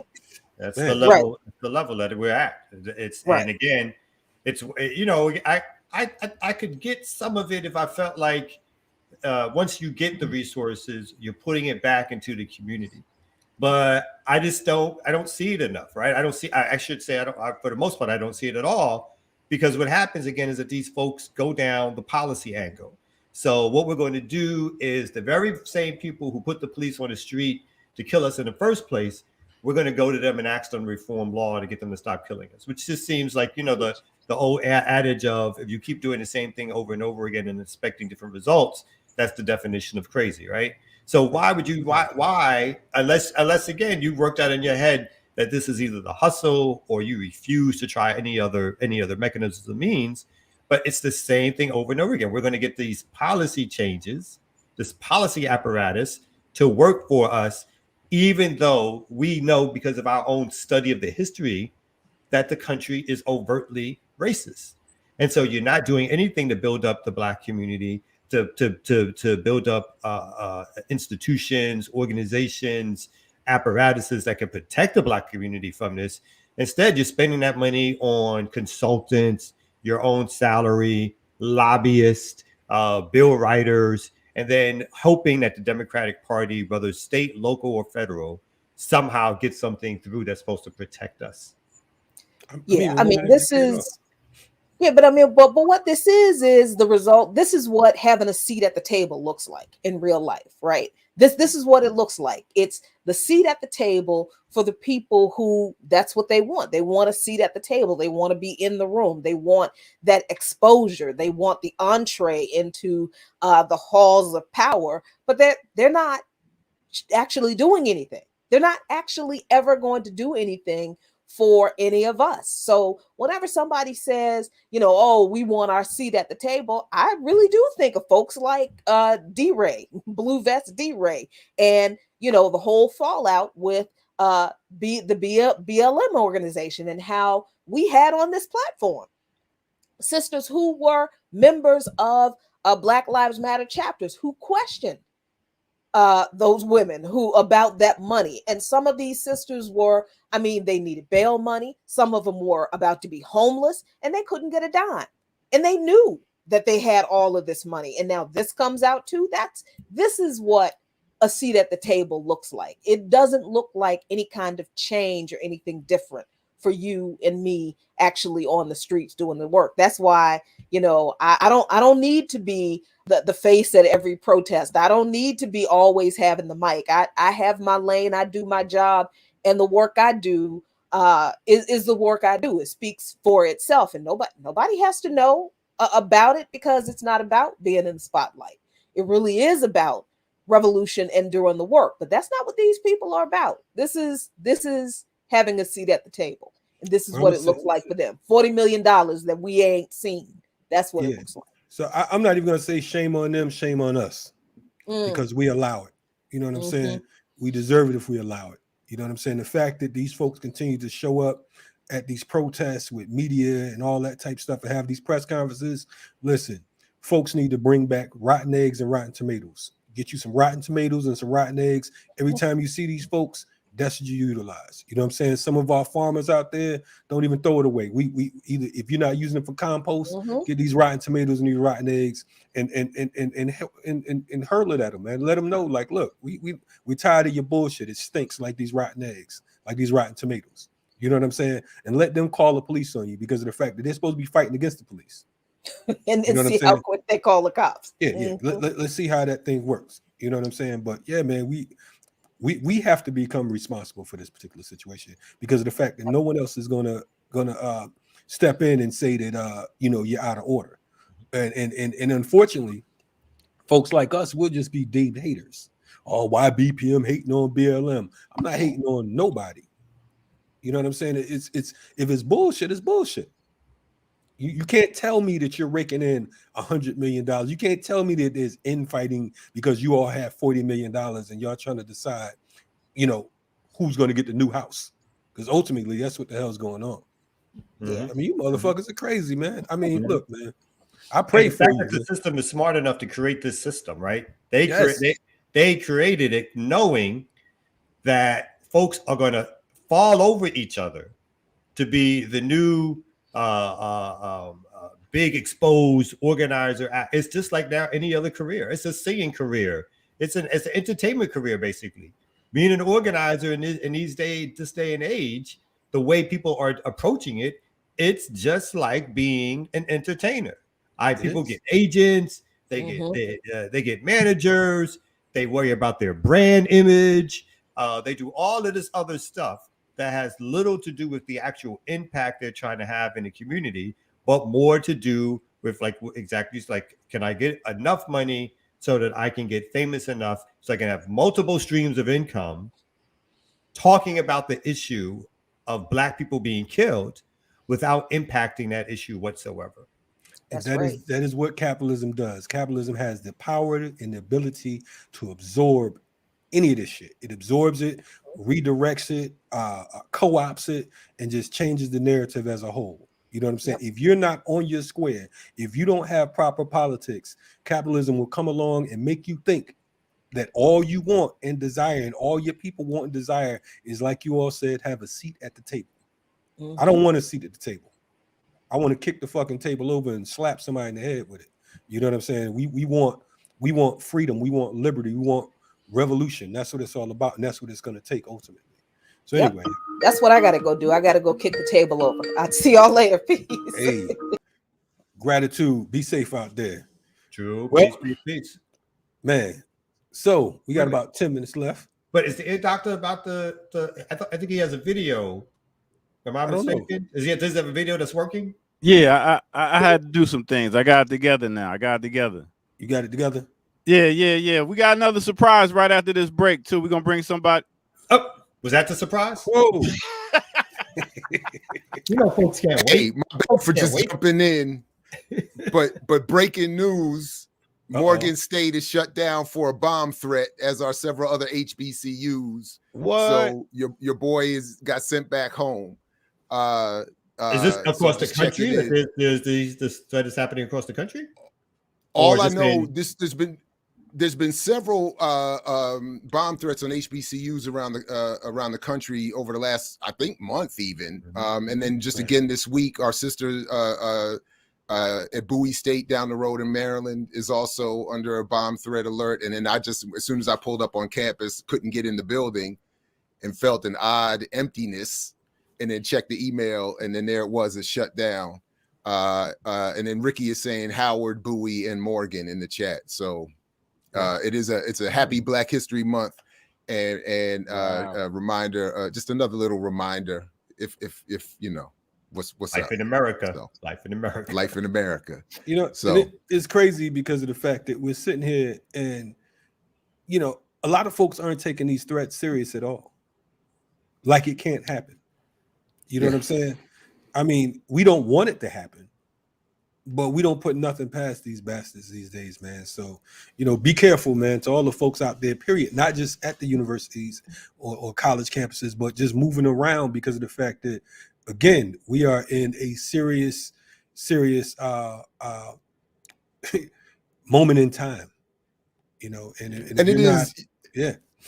No, I'm sorry, and I don't mean to make any light of it at all, because I mean it added to all the other psychological trauma and stress going on right now, just in general. This is just one more thing, and to pull up, and then what I thought was interesting, that my initial reaction to seeing police cars and sirens was like, honestly, it was like, I'm back in Baltimore, and that was my initial reaction. Like I didn't even think anything, and Morgan is kind of like an open campus right in East Baltimore. But once I started, seeing the emptiness and feeling the eerie, the thing I thought was still odd was that the construction workers who are building an extension into a Morgan to Morgan, and in the Morgan owned property that they took over a couple years ago, they're still working. So I was like, the campus is shut down. They're right there building. And I was like, didn't even tell them. I don't know, because I didn't find out until that's what I'm saying. I had to find out by trying to get in the building and seeing that it was locked. And then I turned around. I was like, why is my car the only one in the parking lot? Wow. You're like, I'm early today. As we all know, capitalism has a social order. The workers got to work. We need to save the students, to a lesser degree, the teachers, apparently, because they didn't like they send out text messages to you. But the students, because they're paying that tuition, they're borrowing that money for the tuition. So let's make sure, You know what? It takes me back to thinking about the 4 girls that got bombed in Birmingham. Actually, my mom was a friend of those girls, so she was there when it all happened and stuff like that. But yeah. Speaking of so anyway, the years and what's going on right now, BPM. This is February, ain't this about a year? February 17th. Yeah, 16 more days, brother. In a minute. This is our month right here. 16 more days. It's the countdown to Armageddon.